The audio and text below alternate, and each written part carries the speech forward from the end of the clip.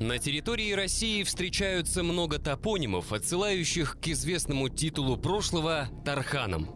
Речь идет о таких названиях сел и деревень, как Тархан, Тарханы, Тарханово и тому подобных. Звание Тархана получило широкое распространение в ордынские времена, и указанные топонимы так или иначе связаны с ним.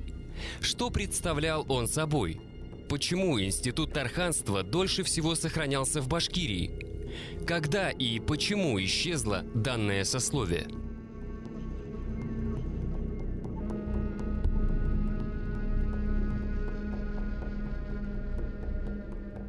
Историк Анвар Закирович Асфандияров в своей монографии «Башкирские тарханы» писал: «Социальный строй башкир изучен крайне слабо. Мы не знаем ни одной большой работы по истории знати – дуванов, князей, тарханов, биев». Тем не менее, о башкирских тарханах на данный момент все-таки известно довольно много. Тарханы, как особая категория, фиксируются уже в служилой номенклатуре тюркского каганата.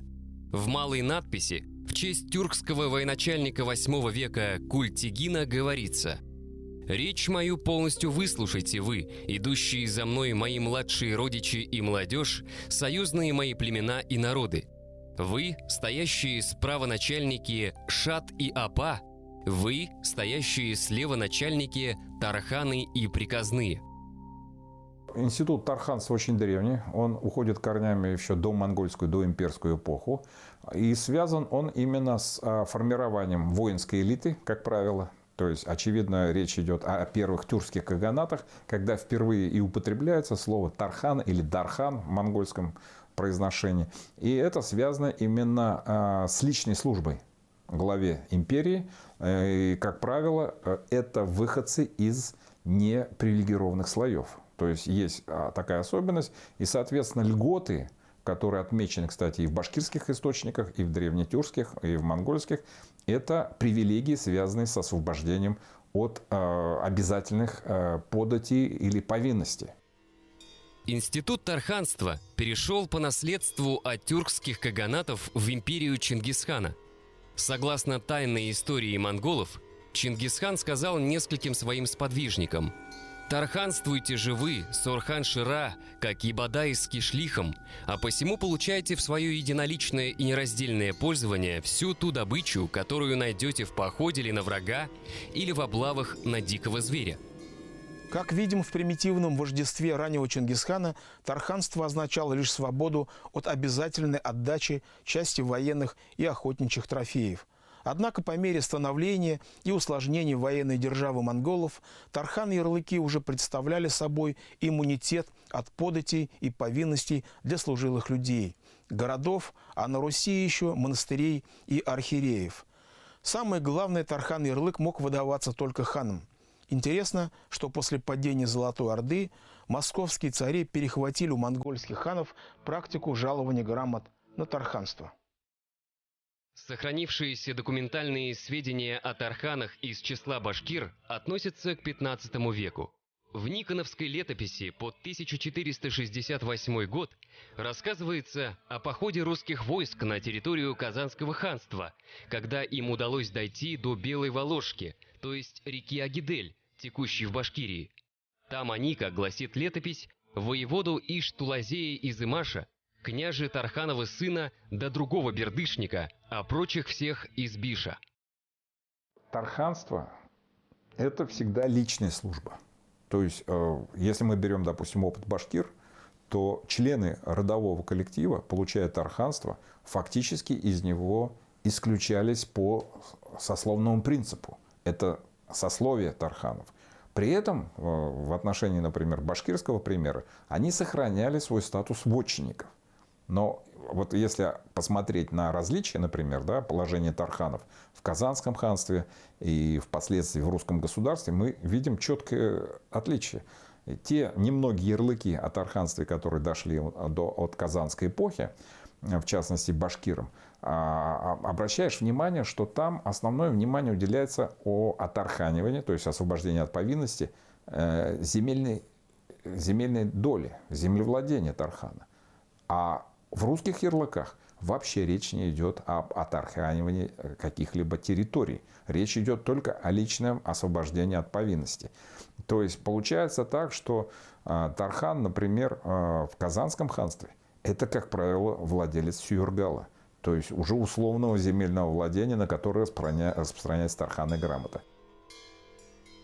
Едва ли не единственный из сохранившихся тарханных ярлыков казанских ханов был выдан башкирам клана Ирикты или Каратабын шейх Ахмеду с товарищами. Что неудивительно, ведь основную массу тарханов Казанского ханства составляли именно башкиры. В нем, в частности, говорится: «Они, оказывается, являются людьми, которые стали тарханами от наших прежних господ ханов, и мы также пожаловали. Притеснений им пусть не учиняют, ясака и калана и подушного налога пусть не накладывают». Ярлык был составлен в 1523 году ханом Сахиб-Гиреем.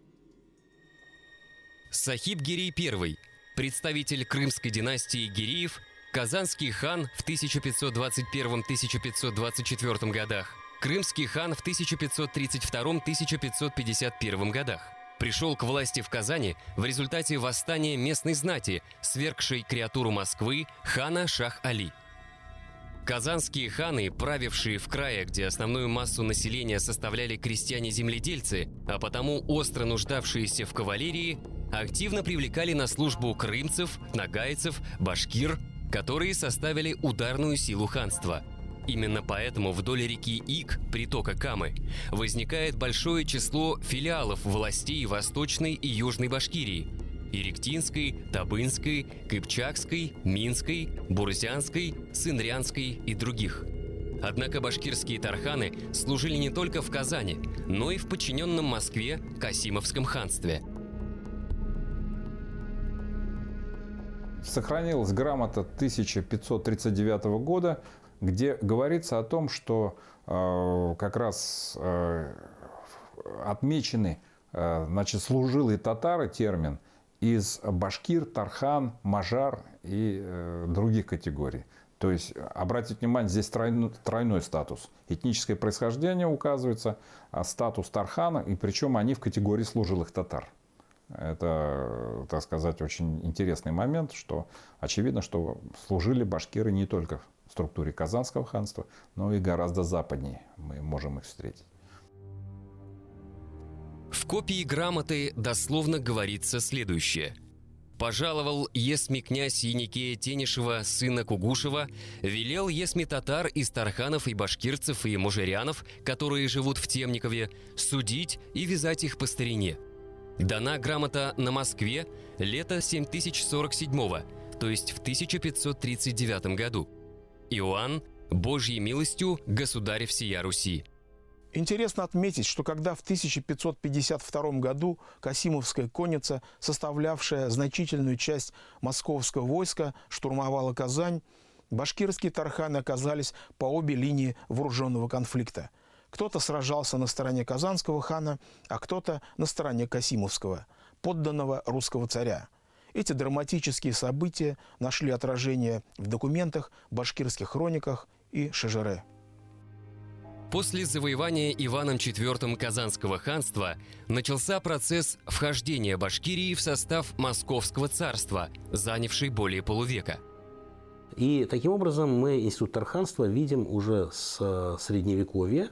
В то время, когда башкиры входили в состав российского государства, тарханы существовали. По башкирским шежере и другим русским источникам мы видим о них информацию. И тарханы существуют уже весь 17 век. Они существуют в XVIII веке, и этот институт прекращает свое присутствие в общественном сознании в начале 20-х годов XIX века. Там было специальное разъяснение оренбургского военного губернатора, который запретил употреблять слово «тарханы» и требовать особой тарханной привилегии, заявив, что если тарханы имеют документы и бумаги на тарханство, то они переходят в разряд российского дворянства. Вот представление структур властных XIX века, что тарханы – это что-то близкое к дворянам.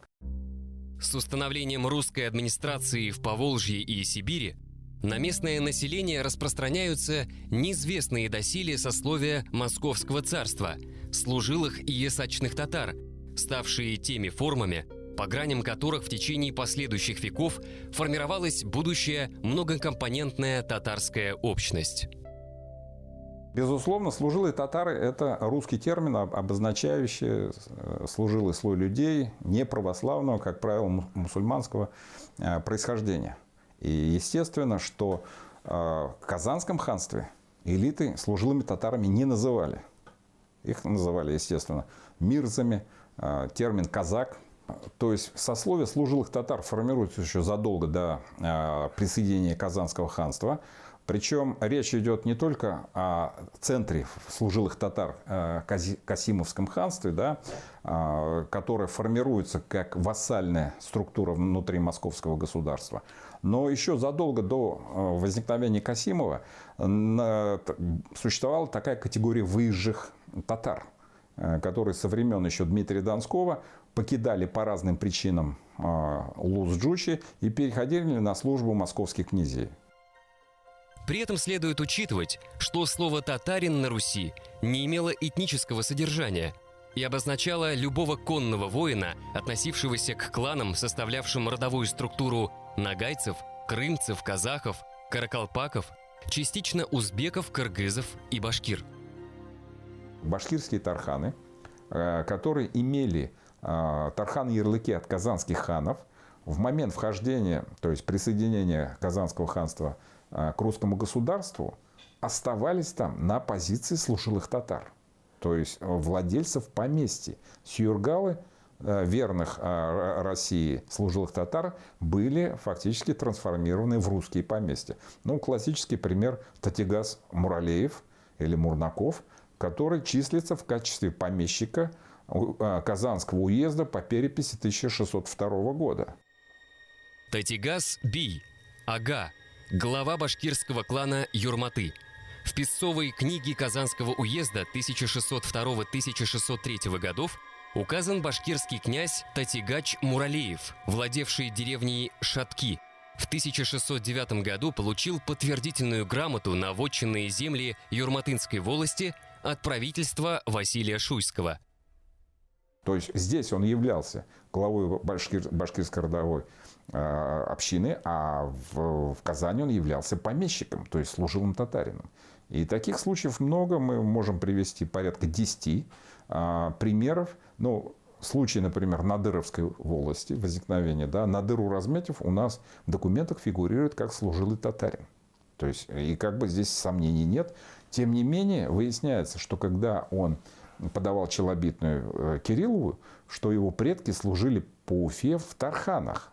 А потом еще выясняется, что его предки получили тарханы и грамоты еще при Сафа-Гирее, будучи башкирами, которые имели тарханы и грамоты от казанских ханов. Но их вот эволюция башкирских тарханов в сторону служилых татар – это естественный процесс, если речь идет о Казанском ханстве. Упомянутый Надир Уразметов был одним из зачинателей нефтяного дела в регионе, предпринявшим в 1754 году строительство нефтяного завода на территории, основанной им самим, Надыровой волости. В 1776 году Сенат рассматривал прошение его сына Юсуфа вследствие челобитной Уфимского уезда Надыровой волости башкирского старшины Юсуфа Надырова о причислении его к тарханам, из чего следует, что в какой-то период их семья утратила титул тарханов. Башкирские тарханы Уфимского уезда, как говорил выше профессор Азнабаев, не получили поместий, в отличие от своих собратьев в Казанском уезде, а лишь освобождение от ясака, да и то лично для себя, а не для всего клана. Поэтому, подавая прошение правительству о переводе в тарханы, ясачный башкир прежде должен был получить согласие мирских людей, ведь его ясак перекладывался на остальных членов клана. Таким образом, выходя из ясачного сословия в тарханское, башкир оставался в зависимом положении от своих собратьев и был плоть от плоти своей общины. Неразрывной связью с общинным вотчинным землевладением и объясняется тот факт, что институт тарханства дольше всех сохранялся у башкир. Тарханы, кстати, занимали особое положение. Вот они не были близки ни к дворянам в 17-18 веке, поскольку у них не было поместного землевладения. Собственно, дворянство – это все-таки поместное землевладение в первую очередь. И они не были, скажем, детям боярским близки, потому что вотчинного землевладения они не имели. Вотчинное землевладение имела башкирская община полностью. То есть Тархан ведь был частью башкирской общины. И оно было в землевладении родовое. То есть оно не отделялось в отдельные пожалования какие-то. Но я исключаю только отдельные пожалования, которые могли даваться тем офицерам или чиновникам на уже российской службе. Тархан ведь это кто? Человек, свободный от налогов. То есть человек, который не платит ясак. Община, в которой он находится, ясак платит, Тархан освобожден от несения ясака. Но он не освобожден от несения воинской службы, от управления служб, и он не освобожден от участия в жизни общины. Соответственно, структура тарханства, она была отголоском прежних ордынских отношений. Успех башкирских восстаний как раз был связан с тем, что правительству не удалось сформировать лояльную себе элиту, оторванную от общества, а потому способную поступиться его интересами. Тарханы, неся личную службу, являлись неотъемлемой частью башкирского общества. Они не стали той элитой, той белой кости, которая была противопоставлена роду, башкирскому роду. То есть в этом, кстати, причина того, что российские власти не могли опереться на тарханов в качестве такого инструмента, противопоставленного башкирам. То есть если это можно было сделать с элитой, например, Казанского ханства или Кавказа, то в отношении башкир подобная методика не срабатывала. То есть можно было сделать башкирских тарханов чем-то подобного дворянству, чтобы противопоставить его черной кости. Но поскольку тарханы являлись частью общины, у них интересы были больше связаны с общинами. Именно поэтому в числе вождей восстания мы видим такое огромное количество тарханов. И обратите внимание, участвуя в восстании, тархан совершал акт измены. То есть официально, автоматически он лишался тарханского звания. Не случайно, вот я это выяснил, во время восстания 1704-11 годов в русских документах вообще не упоминается слово тархан в отношении башкир. После вхождения Башкирии в состав Московского царства тарханы играли важную роль в обороне вновь утвержденного Уфимского уезда от хлынувших с востока калмыков, ставших важнейшим геополитическим фактором на огромном пространстве от Центральной Азии до юго-восточной окраины России. Башкирские тарханы выполняли функции вожей, служилых вожей, то есть это проводники по территории края, без которых не могла существовать станичная служба уфимских служилых людей. То есть одним из обязательств уфимских служилых людей была охрана ключевых пунктов Уфимского уезда. Вот их обязательно сопровождали башкирские тарханы, которые не только выполняли функции проводников, но и, так сказать, поскольку они знали местное население, они в случае чего могли выступать в качестве переговорщиков, толмачей и так далее, и так далее. То есть без них вообще управление Уфимским уездом было бы невозможно. Потому что уфимские дворяне, уфимские стрельцы, естественно, не представляли, как иметь дело с местным населением. Отсюда, в общем-то, и списки служилых тархан, которые в Уфимской приказной избе постоянно возобновлялись, поскольку там указывалась очередность службы, именно станичной службы. Но менее, так сказать, периодической была служба дипломатическая, поскольку Уфа была и в том числе дипломатической столицей, например, в взаимоотношениях с калмыками, с 1620 года. Ни одно калмыцкое посольство из Уфы не следовало без сопровождающих башкирских тархан.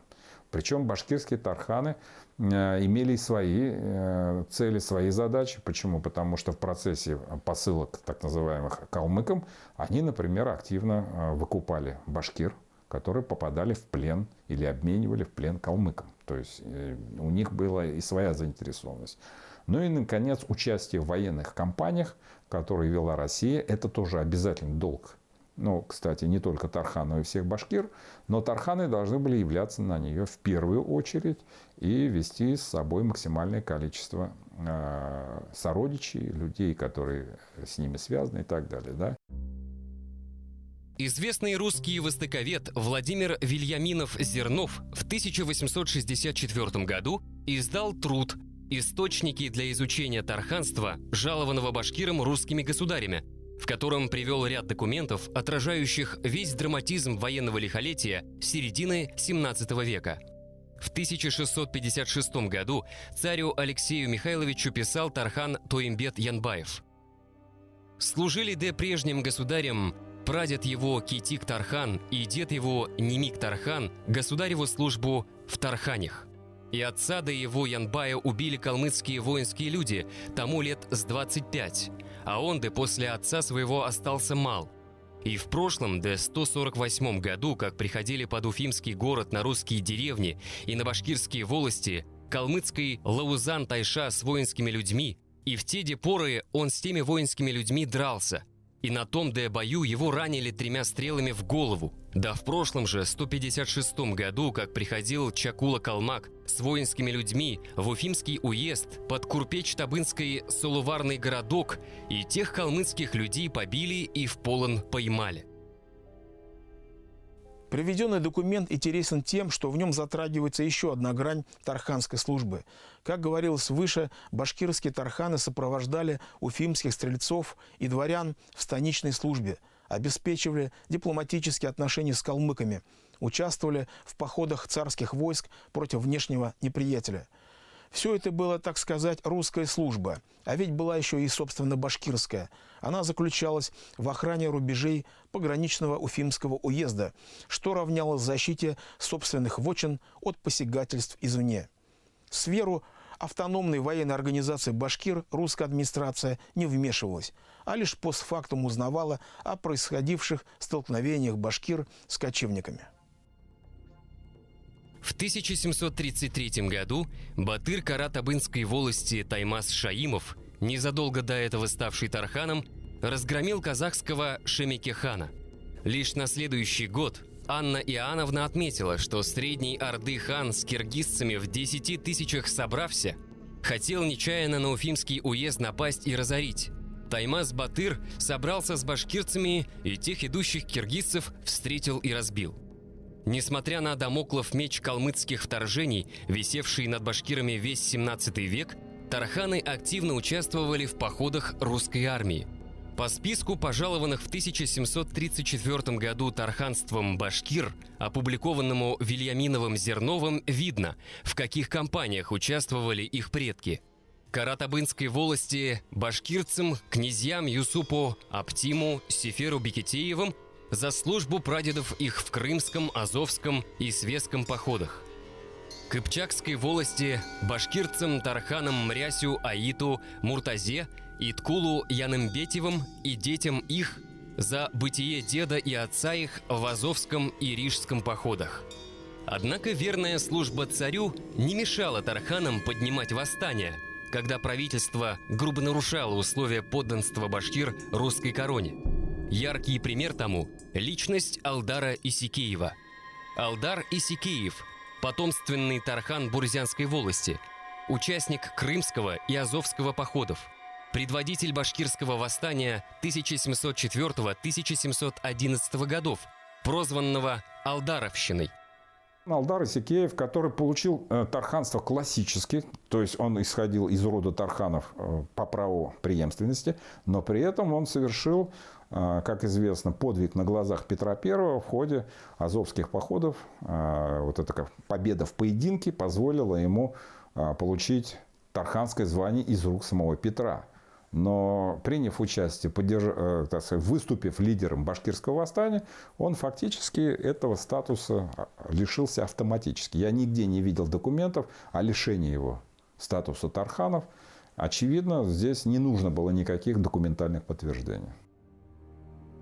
За посредничество в процессе принятия русского подданства казахским Абул-Хаир-ханом Алдару Исикееву в 1734 году был возвращен титул тархана. Однако затем он все же был казнен за поддержку следующего башкирского восстания 1735-1740 годов, поражение которого послужило окончательной интеграцией Башкирии в административную систему России и радикальным изменением в крае, осуществленным губернатором вновь учрежденной Оренбургской губернии адмиралом Иваном Неплюевым. Неплюев, собственно говоря, энергично создает эти силы. На пустом месте он создает Оренбургское казачье войско из Оренбургского нерегулярного, значит, корпуса, куда в казаки записывает и крестьян, часть и солдат, и там башкир, татар, кого он успевает записать, все становятся вот будущие оренбургские казаки. Но этого не хватает. И он понимает, что основной компонент закрытия границы – это башкиры, которые несли эту службу уже в XVI веке. И поэтому он вызывает башкирских старшин и говорит, что с 1748 года вы будете нести постоянно воинскую службу на границе. Зимнюю и летнюю. Но летнюю это больше людей, зимнюю меньше. Распределяется график, все заявляют, что да. Начинается вот новый вектор интеграции башкирского общества через институты военной службы. Формируются, собственно говоря, командиры, команды, которые должны нести эту службу. А внутри каждого рода, каждого подразделения башкир, идет распределение, кто когда пойдет служить. Но это распределение оказывается таким, что должны служить все. Потому что граница большая, сил необходимо много, и направляются по очереди те или иные люди на службу. Вот с 1748 года, вот у нас с середины, с 50-х годов, военная служба становится обязательной для всех башкир. По сути, они и освобождаются от всего, потому что там же было принято решение, что ИСАК башкиры больше не платят. И, по сути, вот с этого времени, середины XVIII века, все башкиры становятся, как тарханы, освобождены от ясака, но несут воинскую службу. Таким образом, с середины XVIII века институт тарханства утрачивает свое значение, так как из него был изъят принцип личной службы царю. С этого момента, когда все башкиры стали служилыми, тарханы стали больше не нужны. Правда, после этого прогремели еще два восстания, так называемый Бурзянский бунт и Пугачевщина, которые подвигли власти к усилению контроля над башкирами и, главное, к созданию преданной элиты в лице башкирского дворянства. Самое интересное, что ни один тархан не попал в ряды нового класса, подтвердив библейскую истину: земля к земле, пепел к пеплу, прах к праху.